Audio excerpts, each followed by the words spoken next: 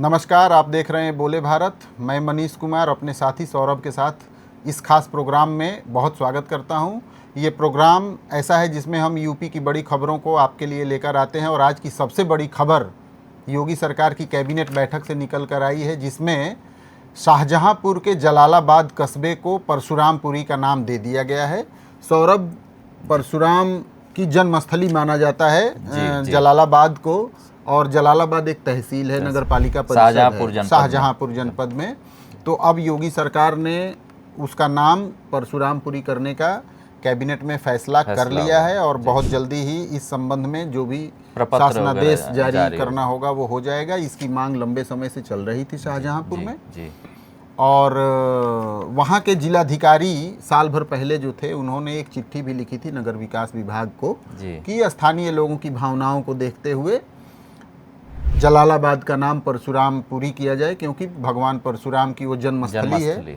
लेकिन इसको विधानसभा चुनाव के पहले के राजनीतिक क्रम के रूप में भी देखा जाना चाहिए। देखिए, मायावती कह रही है ब्राह्मण, समाजवादी पार्टी ने ब्राह्मणों की बैठक की, भारतीय जनता पार्टी कैसे पीछे रह सकती है भगवान परशुराम के नाम को लेकर। हाँ, क्योंकि ब्राह्मण तो कोर वोटर है, इसमें कोई दो राय नहीं है। लेकिन एक बड़ा फैसला योगी आदित्यनाथ ने लिया है। लेकिन मुझे तो ये भी लग रहा है कि शाहजहांपुर का नाम बदले जाने के लिए किसी ने पत्र नहीं लिखा है, उसकी तहसील का नाम क्योंकि शाहजहांपुर का नाम से भी तो एक मुगलिया तासीर आती है।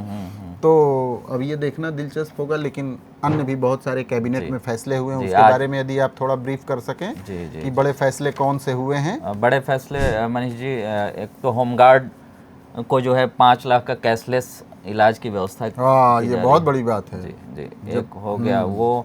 बाकी कानपुर और फतेहपुर गाजियाबाद में कुछ निजी विश्वविद्यालय की स्थापना पर को हरी झंडी मिली है। हरी झंडी मिली है और स्टार्टअप नीति को मंजूरी दी गई। और एक और फैसला बहुत इम्पोर्टेंट हुआ है जिससे एक व्यापक तौर पर इसको कहा जा सकता है कि उसका असर होगा। योगी आदित्यनाथ ने भी उससे संबंधित आज लेख लिखा था। जो स्पोर्ट्स कोटे के खिलाड़ी होते हैं ना, उनके लिए कोटा निर्धारित किया गया है। मैं देख रहा हूँ फैसले में। वो खिलता है। हाँ, बिल्कुल। तो क्रीड़ा अधिकारी के 9 पद, जिला युवा कल्याण अधिकारी के 3 पद, उप क्रीड़ा अधिकारी के 23 पद ये आरक्षित किए गए हैं। जो स्पोर्ट्स कोटे से लोग आएंगे, इनको रिजर्व कर दिया गया है उनके लिए। तो एक ये बड़ा फैसला है। योगी आदित्यनाथ की जब से सरकार बनी है तब से खेल कोटे से आने वाले लोगों को डिप्टी एसपी के पद पर, इंस्पेक्टर के पद पर, इन पदों पर उनके वैभव को देखते हुए, उनकी योग्यता को देखते हुए वो मतलब बाकी प्रक्रिया से बाहर रहेंगे। हाँ, वो रिजर्व रहेंगे। उन पर सिर्फ स्पोर्ट्स कोटे से आने वाले बंदे ही तैनात होंगे इन पदों पर। मनीष जी, बढ़ते हैं अगली खबर की तरफ। राम मंदिर ट्रस्ट की बैठक जारी है, उसमें क्या डेवलपमेंट है? देखिए, 3 बजे से वो बैठक शुरू होनी थी, लेकिन पहले ये सूचना आई कि महंत नृत्य गोपाल दास उस बैठक में नहीं जाएंगे, जो कि श्री राम तीर्थ क्षेत्र ट्रस्ट के अध्यक्ष हैं। लेकिन बाद में महंत नृत्य गोपाल दास पहुँचे। ऐसी खबरें आ रही थी कि अनिल मिश्रा और चंपत राय, इन लोगों की, गोपाल राव, इन लोगों की यदि मौजूदगी रहेगी बैठक में तो महंत नृत्य गोपाल दास नहीं आएंगे। लेकिन ये तीनों लोग बैठक में मौजूद नहीं है। और सबसे बड़ी बात यह है कि चंपत राय, अनिल मिश्रा के इस्तीफे की खबरें भी आ रही हैं। इस मामले में जल्दी ही श्री राम जन्मभूमि तीर्थ क्षेत्र ट्रस्ट एक प्रेस कॉन्फ्रेंस करने वाला है, ऐसी भी खबर आई है। तो क्या पुख्ता तौर पर निर्णय लिया गया है ट्रस्ट की बैठक में, ये बात पता चलेगी सौरभ। लेकिन ये जरूर है कि बहुत अहम मानी जा रही है। देखिए, 5 बिंदुओं पर ट्रस्ट की बैठक होनी थी। उसमें सिर्फ चंपत राय और अनिल मिश्रा के इस्तीफे को स्वीकार करना अस्वीकार करना ही नहीं शामिल था, बल्कि आगे मंदिर की व्यवस्थाओं को कैसे सुचारू रूप से चलाया जाए जिससे इस तरीके का लांछन न लगे, उसकी भी व्यवस्था के बारे में बात होनी थी। एक और पहले बात आई थी कि सीईओ की नियुक्ति की जाएगी, उस पर चर्चा होती है या नहीं, ये भी देखना दिलचस्प होगा। साथ ही साथ 2025-2026 वित्तीय वर्ष में श्री राम जन्मभूमि पर बने मंदिर के आय व्यय का क्या मामला है, कि क्या लेखा जोखा है, इसके बारे में भी उस पर विचार होना था। तो अब जब तक कि ट्रस्ट की ओर से कोई औपचारिक तौर पर इस पर बात न करे, तब तक तो नहीं बताया जा सकता कि क्या क्या फैसले हुए। लेकिन ये जरूर है कि ये खबरें आई हैं कि चंपत राय और अनिल मिश्रा का इस्तीफा स्वीकार कर लिया है ट्रस्ट ने। अब इनकी जगह चंपत राय की जगह कोई महासचिव बनेगा और अनिल मिश्रा की जगह कोई ट्रस्टी बनेगा, यानी सदस्य बनेगा।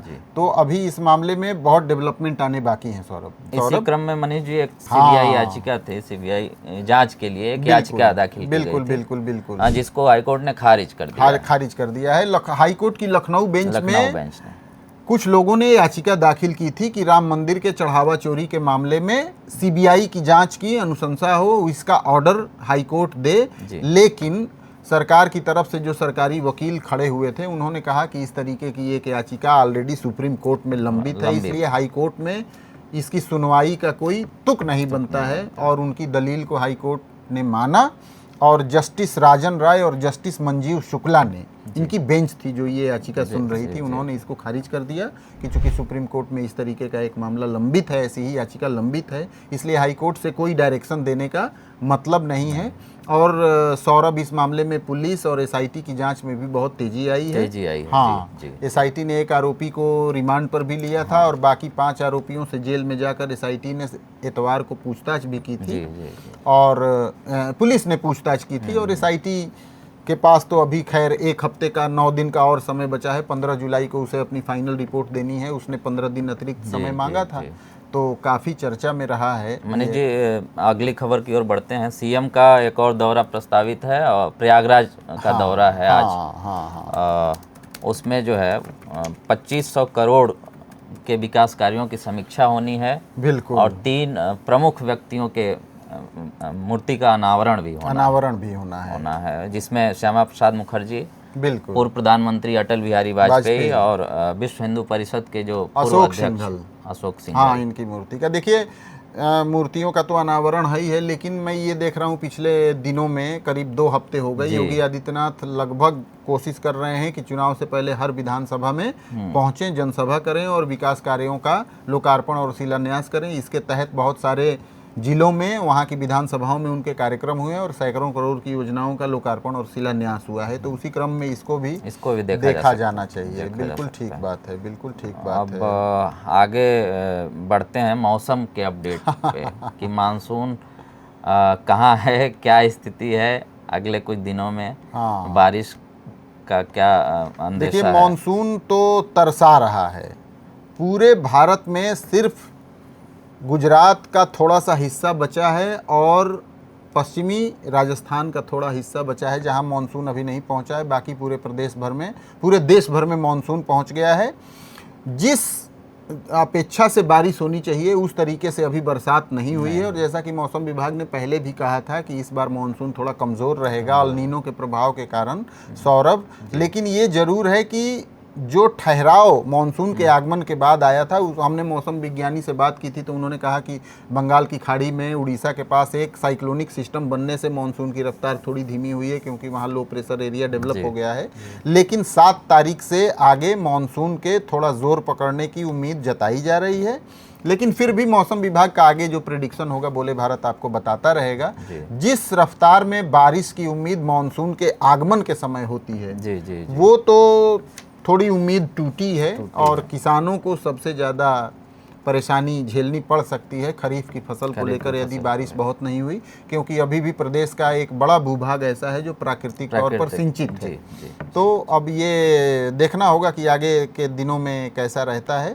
लेकिन बारिश तो उस हिसाब से नहीं हुई है जिस हिसाब से उसे होना चाहिए। एक तो विलम्ब भी हुआ मौसम में और उसके बाद भी बारिश उस स्थिति में तो नहीं है। हाँ, बिल्कुल ठीक बात है। तो अब इंतज़ार ही रहेगा कि मानसून अपनी तीव्रता के साथ आए और बारिश दे, जिससे कि खरीफ की फसल को भी फ़ायदा हो और उमस जो है उससे भी लोगों को राहत मिल सके। हाँ, बिल्कुल सौरभ।